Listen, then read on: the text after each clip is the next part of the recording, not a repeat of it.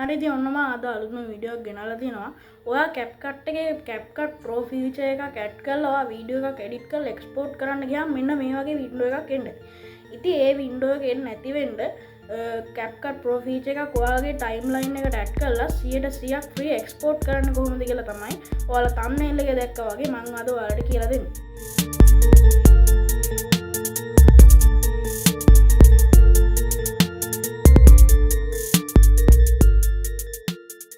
මුලින්ම ඔයාලට කරන්න තියෙන්නේ ඔයාගේ CapCut application එක open කරගන්න එක.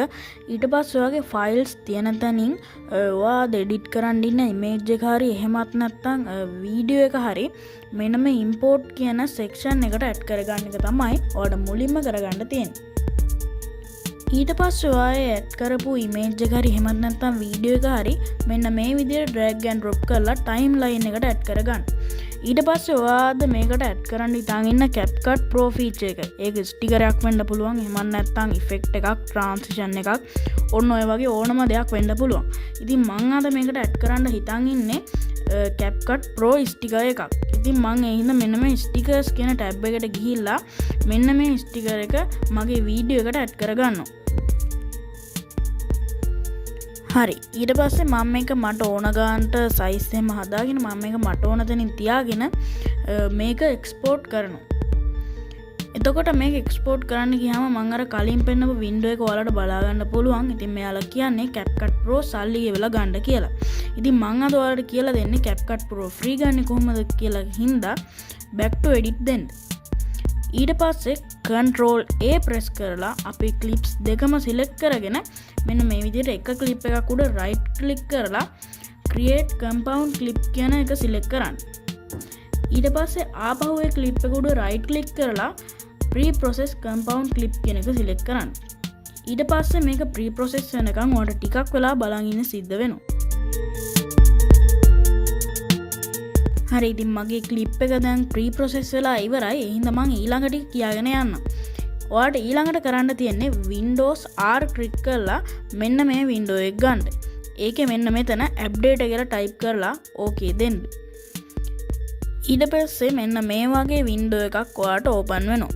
ඉතින් ඒකේ ඔයාලට කරන්න තියෙන්නේ මෙන්න මේ local කියන file එකට ගිහිල්ලා ඒකේ CapCut කියන file එකේ user data යන්න.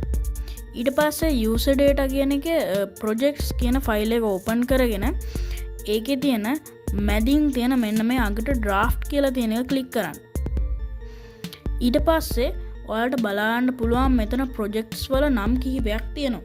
ඉතින් ඒ project names වලින් අනිවාර්යයෙන්ම ඔයා මේ දැන් කරන project එකේ name එකත් අනිවාර්යයෙන්ම මෙතන තියෙනවා.